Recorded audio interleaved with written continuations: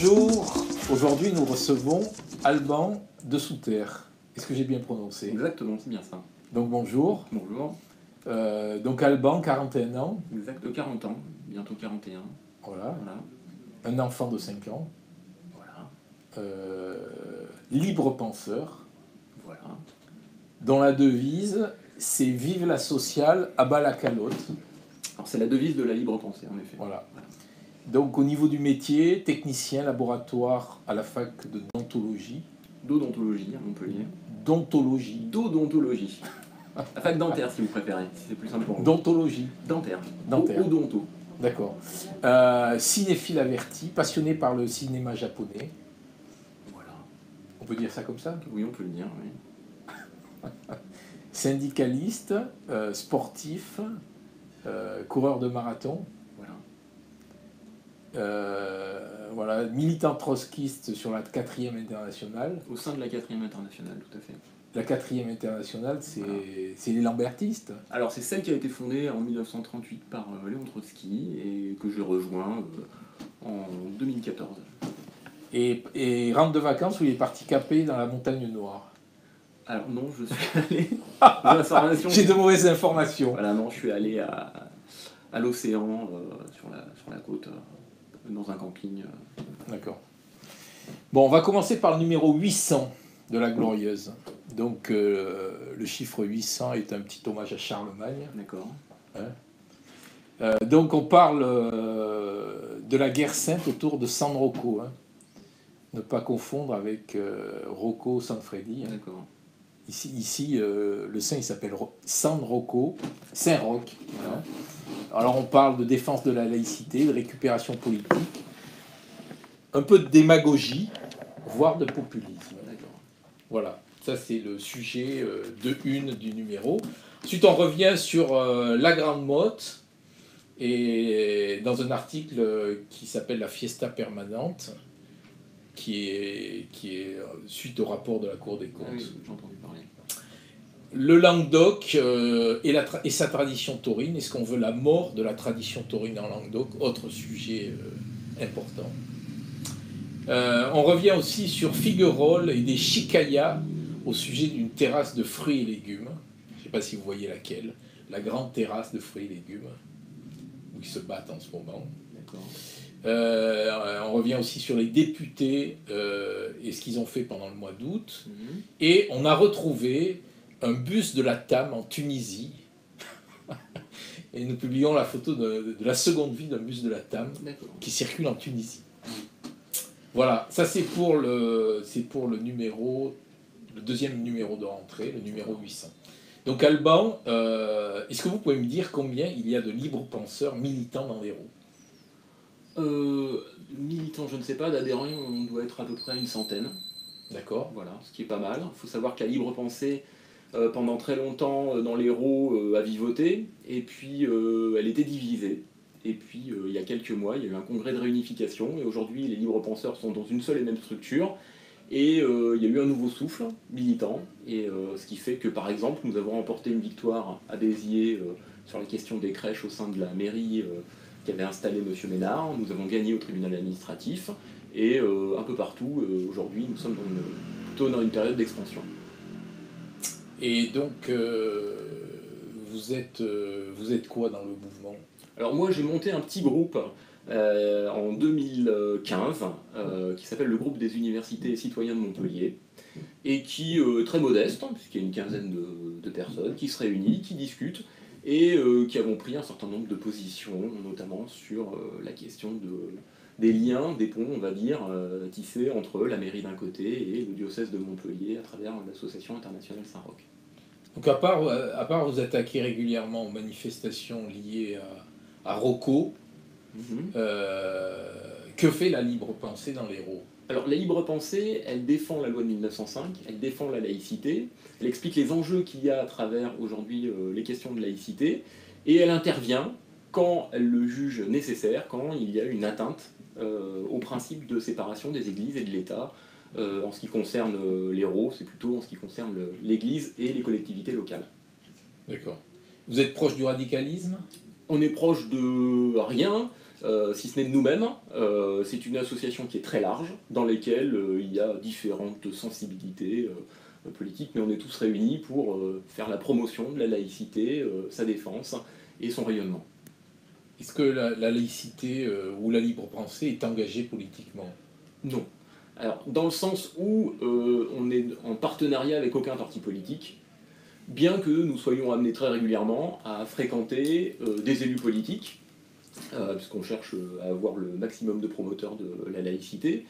Et puis au sein de la libre pensée, chacun a sa conviction. Il y a historiquement des militants de sensibilité socialiste, il y a également des francs-maçons, il y a des militants trotskistes comme moi-même, il y a des militants voilà, de toute une série de sensibilités, et nous militons tous pour une même cause, qui est la défense de la laïcité.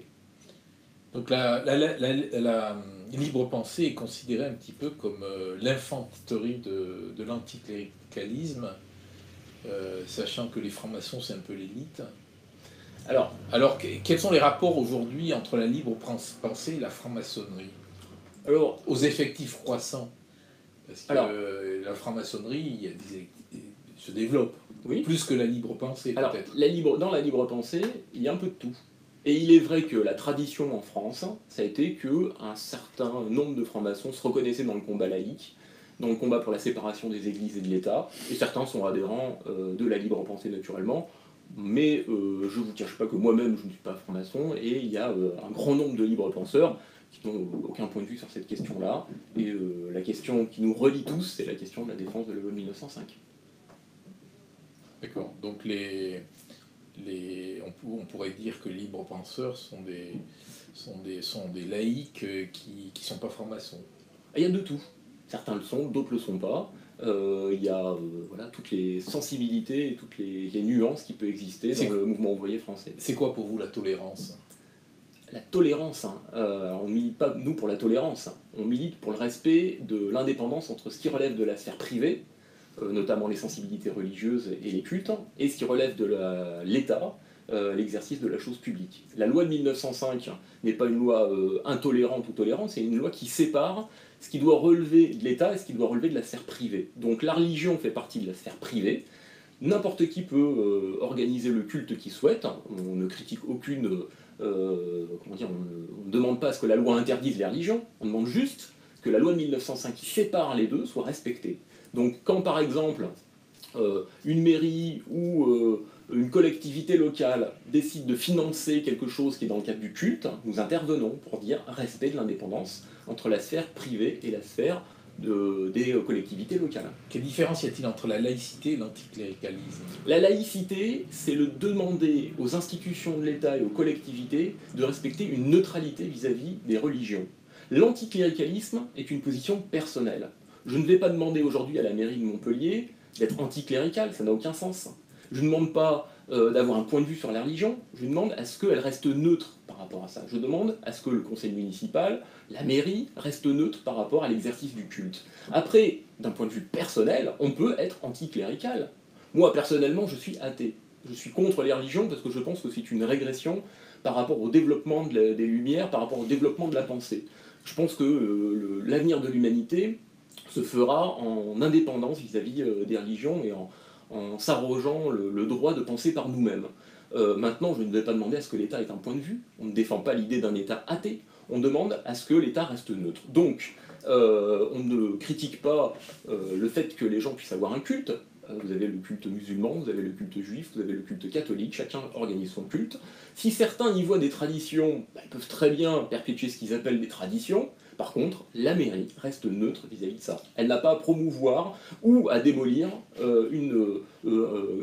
quelque chose qui relève de la sphère privée. C'est quoi la concorde? La concorde, c'est la bonne entente entre les citoyens. Et je pense que la loi de 1905 permet d'apaiser tout ce qui peut avoir attrait aux religions. Et je pense que quand on utilise les questions religieuses au sein des institutions, au sein de l'État, ça crée des problèmes. Parce que, je vais vous dire, j'ai entendu dans les récents débats de ces dernières semaines, Montpellier a des traditions, et la tradition c'est Saint-Roch. Moi, je suis athée, ça fait 40 ans que je suis à Montpellier. Alors quoi, je suis militant de la libre pensée, je suis athée, je serais moins citoyen que celui qui va célébrer Saint-Roch. Par ailleurs, la célébration de Saint-Roch, malgré la grande campagne d'affichage, a réuni au maximum 500 personnes en étant sympathique. Il y a 270 000 habitants à Montpellier, 600 000 si on regroupe l'ensemble de l'aire urbaine. Bon, 500 personnes, c'est 500 personnes. Ça ne représente pas la totalité de Montpellier. Quelqu'un qui est musulman, quelqu'un qui est protestant, il va être moins montpelliérain que celui qui reconnaît le culte de Saint-Roch. Ça n'a pas de sens. Ça n'a pas de sens. Ça introduit dans le débat public un faux débat. Et aujourd'hui, c'est dangereux de manipuler ce genre d'idées. Selon vous, la laïcité menacée à Montpellier?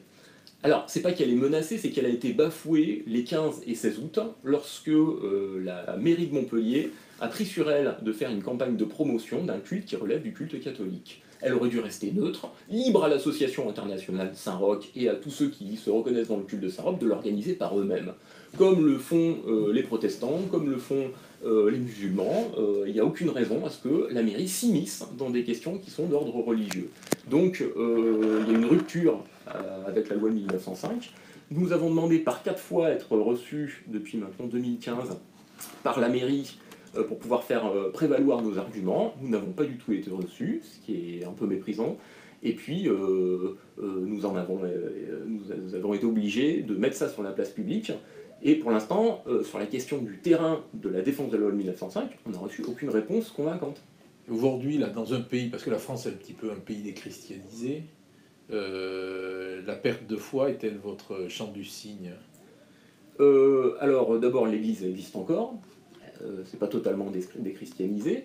Pour nous, la perte de foi, elle va avec d'abord la liberté d'avoir une religion, de ne pas en avoir, et par ailleurs, en 600 ans du culte Saint-Roch, parce que certains nous disent que ça fait 600 ans qu'il existe, il s'est quand même passé beaucoup de choses. Il y a eu les Lumières, il y a eu les progrès industriels, il y a eu les progrès sociaux, il y a eu la constitution des organisations syndicales, il y a eu le combat pour la séparation des églises et de l'État, et aujourd'hui, de plus en plus de gens se détournent de la religion, tout simplement parce que ça ne répond pas aux questionnements qu'ont les individus. Et l'armée noire est-elle un réel danger selon vous? L'armée noire, qu'est-ce que vous appelez l'armée noire? L'armée noire en référence au curé. Danger, non. Ce qui est un danger aujourd'hui, c'est que les questions religieuses sont instrumentalisées par les politiques pour chercher à créer une division sur des bases communautaires en France.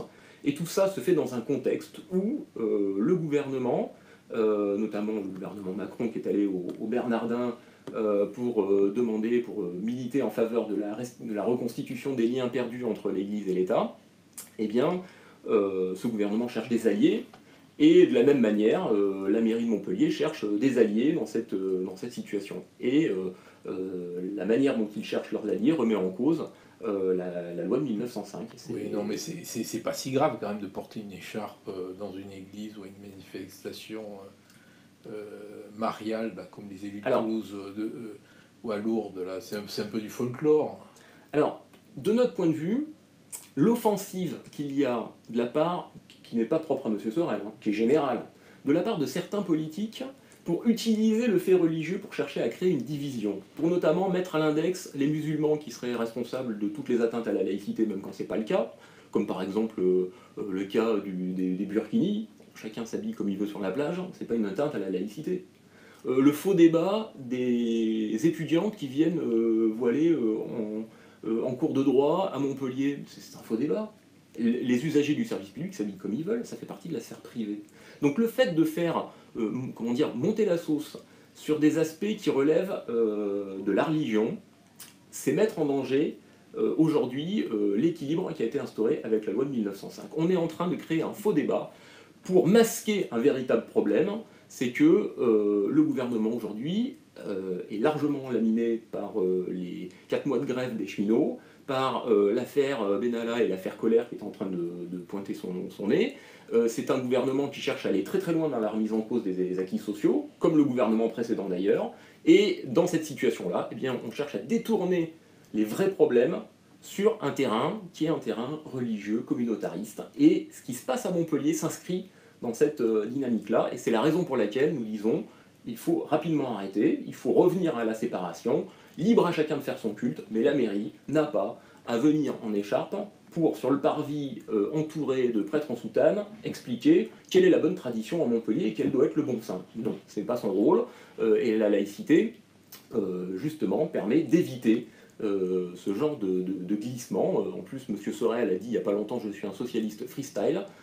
Excusez-moi, mais enfin, le socialisme, c'est très très loin de ce qu'il a fait les 15 et 16 août auprès de l'église Saint-Roch. Est-ce que vos combats trouvent un écho dans la société? Alors, je pense que l'immense masse du peuple français est attachée au respect de la laïcité et de la loi 1905. Même les croyants, de nombreux croyants, estiment qu'il n'y a aucune raison à ce que l'État favorise un culte ou défavorise un culte. Il doit rester neutre, c'est une loi qui convient à tout le monde, et c'est la raison pour laquelle nous militons pour sa défense. Vous savez, Jean Jaurès, dont tout le monde semble se réclamer, disait dans les lois, il y a deux types de lois. Il y a les lois qui reflètent l'oppression des grands de ce monde, et puis il y a les lois qui reflètent les maigres progrès qu'a fait l'humanité au cours de luttes difficiles. Eh bien, la loi 1905 fait partie de ce que l'humanité a gagné comme quelque chose de positif, et c'est un facteur de civilisation. Et nous sommes contre la guerre civile, nous sommes contre l'effondrement sur des bases communautaristes, nous sommes pour défendre la civilisation, nous sommes pour défendre la République, et l'un des piliers de la République, c'est la laïcité. D'accord. Victor Hugo disait au XIXe siècle, l'État chez lui, l'Église chez elle. Eh bien, il a parfaitement résumé la pensée qui s'est traduite par une loi qui est la loi de 1905. Au XXIe siècle, est-ce qu'on peut dire que l'anticléricalisme a gagné? Non, il n'a pas gagné. Par contre, la laïcité, avec la loi de 1905, a gagné. A gagné la séparation des églises et de l'État. Et aujourd'hui, c'est remis en cause. Quand le président de la République explique aux Bernardins, il y a quelques mois, il faut revenir sur la séparation des églises et de l'État. Le lien s'est distendu, s'est rompu. Il faut reconstituer ce lien. Pour nous, c'est dangereux. Ce n'est pas pour ça que nous militons, et nous militons au contraire pour défendre et faire appliquer la loi de 1905. Et nous sommes contre la campagne politique, je me permets d'ajouter ça, qui voudrait faire des musulmans en France les boucs émissaires de... vous savez, il y a des gens, dès qu'on parle de laïcité, c'est forcément contre les musulmans. Mais quand on organise un pont entre l'église catholique et une mairie, bah là, il n'y a pas de problème. Parce qu'au nom des traditions, par ailleurs, excusez-moi, je me permets de faire une petite remarque, la tradition Saint-Roch, d'abord on pourrait discuter de l'historicité de San Rocco, mais par ailleurs, au XXe siècle, il n'y a quasiment plus de culte Saint-Roch, ça a été remis en selle en 95. Donc pendant très longtemps, les Montpelliérains désertaient le culte de Saint-Roch. Et d'ailleurs, aujourd'hui, avec une campagne d'affichage monstrueuse, on arrive 500 personnes devant la mairie, devant l'église. Bon, c'est quand même très modeste, hein. La moindre Gay Pride à Montpellier, vous avez 8000 personnes. Dès que vous avez un rassemblement pour la défense des services publics, vous avez des milliers de personnes. Donc on ne peut pas dire que les 270 000 habitants de Montpellier soient attachés au culte de Saint-Roch. Libre à ceux qui veulent le faire de le faire, et de le célébrer, ça ne pose aucun problème, mais la mairie doit rester neutre par rapport à ça. Les Montpelliérains sont plus attachés à la Gay Pride qu'à la Saint-Roch. Alors d'abord, Montpellier est diverse, voilà, une diversité, mais d'affirmer que les Montpelliérains sont attachés au culte de Saint-Roch, je suis désolé, moi ça fait 40 ans que je suis à Montpellier, je connais bien les Montpelliérains, j'ai beaucoup d'amis qui ont vécu comme moi à Montpellier depuis leur enfance, on n'a jamais vu de culte de Saint-Roch auquel les familles montpelliéraines seraient attachées. Écoutez, sur 270 500 personnes, après une immense campagne d'affichage, c'est quand même assez modeste.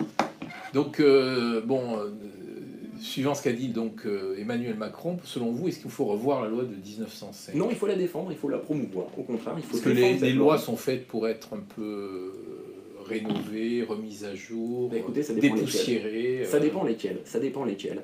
Il y a des lois, à mon avis, qu'il faudrait abroger. Voilà. Par exemple, la loi El Khomri, j'ai milité pour son abrogation, parce que je pense que c'est une loi qui est destructrice du Code du travail. Et vous avez parlé tout à l'heure de mon activité syndicale. J'ai mis tout ce que je pouvais dans la balance pour faire en sorte que cette loi, qui est une loi dangereuse pour notre organisation sociale et pour la hiérarchie des normes, soit abrogée. Bon, nous n'avons pas obtenu une victoire, mais nous sommes largement mobilisés, puisque nous étions des centaines de milliers à manifester. Et puis il y a des lois à défendre, et la loi 1905 fait partie de ces lois à défendre. Donc oui, il y a des lois à critiquer, selon moi, et puis il y a des lois à défendre. Et nous sommes une association qui défendons la loi 1905 et qui en assurons la promotion. Voilà, on a l'impression que vous attaquez surtout la calotte, parce qu'on a prêté le stade de la Mosson pour la rupture du jeûne de l'Aïd, et on ne vous a pas entendu. Non, pour une raison qui est très simple, c'est que c'est des abattoirs provisoires. Bon, c'est pas la promotion d'un culte, c'est que quand il y a un regroupement d'ordre privé qui demande le prêt d'un stade pour organiser alors une fête de fin de fête religieuse, c'est normal que l'État organise ça dans des règles d'hygiène. D'ailleurs, vous savez comment ça se passe? Il faut faire un dossier à la préfecture, qui est un dossier très lourd, dans lequel il faut donner toutes les garanties que l'abattoir provisoire respectera toutes les règles d'hygiène. Bah oui, on préfère que ça se fasse dans le cadre de l'organisation par l'État, qui n'a d'ailleurs ni invité les gens à y aller ni à ne pas y aller, qui juste organise une activité d'ordre privé. Vous savez, quand vous faites une rave party, moi je n'en fais pas, hein. Enfin quand des jeunes veulent faire une rave party, ils demandent parfois le prêt d'un terrain pour se réunir. On leur dit pas non. Ça ne veut pas dire que la mairie est favorable ou défavorable à une rave party, ça veut dire que dans le cadre d'une association, d'un regroupement d'ordre privé, il peut très bien y avoir la demande d'un prêt de terrain pour organiser une activité de type privé. Par contre, si demain la mairie de Montpellier recouvre Montpellier d'affiches en disant venez tous aux prêches de la mosquée, bah écoutez, on dira la même chose que ce qu'on a dit maintenant, séparation de la mairie avec les cultes. Bon, pour l'instant, c'est pas le cas, et vu le climat ambiant, ça risque pas d'être le cas. Mais c'est pas parce que c'est le culte chrétien qu'il faudrait faire une parenthèse dans la loi de 1905 et qu'il faudrait pointer la laïcité que quand ça arrange certains pour créer un faux débat communautaire, une division, une fausse division. Et que pensez-vous de la tentative de rachat de la mosquée de la Paillade par un homme d'affaires proche de Philippe Sorel? Alors écoutez, en ce qui concerne les achats de mosquées, c'est très simple. S'il y a 2 euros ou $1 de fonds public qui doit aller à un prêt ou une vente, on est en rupture avec la loi de 1905. Donc il faut une séparation entre les fonds publics et les fonds privés sur les questions religieuses. Donc si un proche de M. Sorel décide de racheter une mosquée, c'est son affaire d'ordre privé. Si quelqu'un proche de M. Sorel veut acheter un yacht, il achète un yacht. Donc si c'est une activité d'ordre privé, ça ne me pose aucun problème. Maintenant, si vous me dites qu'il y a eu une intervention de la mairie pour favoriser une activité d'ordre religieux, bah, il faudra étudier le débat, il faudra étudier le dossier, puis on verra, on jugera sur pièce. Trouvez-vous normal que les imams qui prêchent dans les mosquées soient formés en Arabie Saoudite ou ailleurs qu'en France? Alors, si la question sous-jacente, c'est il faudrait organiser des écoles publiques pour les imams en France, la réponse est non. Si un prêtre aujourd'hui souhaite aller au Vatican pour se former, il en a le droit. Si un imam veut aller dans un pays étranger pour se former, il en a le droit. Moi, je milite à titre personnel pour le recul des religions, parce que je pense que c'est suranné, je pense que c'est désuet. Mais je ne veux pas que demain, l'État commence à s'immiscer en disant « Au nom du fait que tel imam, comme par hasard, est allé se former je ne sais où, ah bah on va organiser l'islam de France, et puis on va dire que la chrétienté, bah, finalement, on la refait revenir dans le jeu, puis comme c'est l'histoire de France, et bien c'est la religion normale qu'on va financer. Non, il faut une claire séparation entre les deux. Pourtant, il se profile que l'islamisme religieux vient souvent de ces pays-là. Alors, oui, c'est vrai que l'islam et que la mosquée qui est, comment dirais-je, dans une situation de reconnaissance et d'apaisement, c'est celle qui a été payée par l'État, c'est la mosquée de Paris. Oui. Eh bien, écoutez, moi je pense que si on commence aujourd'hui à autoriser l'État à s'immiscer dans les questions religieuses, nous allons sur une pente qui est extrêmement glissante, hein, qui est une pente extrêmement dangereuse. Et je pense que le climat actuel qui vise au nom du fait que l'islam en France serait une religion d'ordre étranger, bon, on ne s'est pas posé toutes ces questions-là quand on est allé coloniser l'Algérie, eh bien, je pense que ce n'est pas une raison pour remettre en cause la loi de 1905. Donc je pense que tous ces prétextes-là, où on pointe du doigt... Parce que, vous voyez, vous me sortez ces arguments, mais vous ne me parlez pas de la loi de Bray, par exemple. Non, moi je ne sors pas d'arguments, oui, je vous dis l'islam... Oui, je connais ces arguments-là. L'islamisme religieux, souvent, il vient du fait que... Mais je ne voudrais pas qu'au nom de l'islamisme religieux, on se lance dans une grande campagne où on dit bah, maintenant c'est l'État qui va s'ingérer dans les religions, donner les bons points aux uns, les mauvais points aux autres. Vous savez, l'Église a des liens forts avec le Vatican, hein, c'est un État étranger. Hein. C'est pas un vrai État, d'accord, mais enfin c'est un État qui s'ingère dans les relations internes des nations via son Église. Bon, Ça, personne ne le dénonce. Les 2 milliards, les 12 milliards, pardon, qui sont déversés aux écoles privées, qui sont à 95% catholiques, personne n'en parle. Et au nom du fait qu'à un moment donné... Vous êtes contre cet argent? Ah oui. Nous militons, vous parlez des lois qu'il faut dépoussiérer, nous militons pour l'abrogation de la loi de Bray. Et le prochain congrès de la Fédération nationale de la libre pensée, qui va se tenir à Nantes, va mettre à l'ordre du jour la réflexion pour faire avancer l'idée, non pas de dépoussiérer, mais d'abroger une loi qui déverse des milliards aujourd'hui à des écoles privées, qui sont des écoles confessionnelles. Et l'idée du concordat là, qui est en Alsace, quel est votre point de vue là-dessus? Vous savez, la France est laïque, mais il y a une exception. Alors, il y a quelques exceptions dans les dom-toms, mais ça, les dom-toms, bon, c'est les colonies françaises plus que la France directement. Mais le concordat en Alsace-Moselle, c'est un concordat religieux. Et nous, depuis le début, nous militons pour l'abrogation de ce concordat. Nous sommes pour que la République s'applique partout, et que le concordat puisse disparaître, donc nos camarades... Et le fait qu'il y ait une école de formation des imams en Alsace... Eh bien, ça fait partie des aberrations de la République. Vous avez entendu parler? Oui. Il y a même aujourd'hui, vous savez, des diplômes universitaires, un peu dans toute une série d'universités en France, sous l'impulsion de M. Valls, qui était ministre de l'Intérieur à l'époque, et Premier ministre, pardon, qui organisait, vous savez, des diplômes universitaires pour former les imams. Bon, écoutez, tout ça fait partie d'une profonde campagne à caractère xénophobe et qui menace les équilibres qui ont été mis en place avec la loi de 1905. C'est la raison pour laquelle nous estimons que le concordat d'Alsace-Moselle doit être totalement abrogé, et donc ça fait partie des lois que nous critiquons. D'accord. Alors on va terminer par les 2 dernières questions. D'abord là, les questions langue de paye. Vous êtes prêts? Allez-y. Faut-il supprimer les jours fériés qui correspondent aux fêtes religieuses? Certainement pas. La loi de 1905 a laïcisé les fêtes et les jours fériés. La loi de 1905 a un paragraphe là-dessus. Elle dit les jours fériés qui correspondent aux fêtes religieuses s'appliqueront à tout le monde dans le cadre de la loi. Donc il y a eu une laïcisation des fêtes religieuses en France. Donc ces fêtes religieuses sont devenues des fêtes laïques. Voilà. Et par ailleurs, je tiens à préciser une chose, les fêtes religieuses ont... Noël, Pâques, c'est pas très laïque. Alors, Noël et Pâques sont 2 fêtes païennes. Pâques, c'est d'origine babylonienne, ça se dit Easter, du nom de la déesse babylonienne qui est à l'origine de cette fête, et Noël correspondait au solstice. Voilà. Et ce sont des fêtes païennes que la chrétienté a ensuite christianisées. Voilà. Donc désolé, ça tombe mal, mais la loi 1905 est très claire, les jours fériés sont des jours laïques en France, ils ont été laïcisés. Bon, on va terminer par la question chapeau. Oui. Il faut que je tire, hein. Je suis pas habitué à ça. Est-ce que vous pouvez nous lire? Que pensez-vous de la phrase « les traditions chrétiennes de la France ou de l'Europe » ?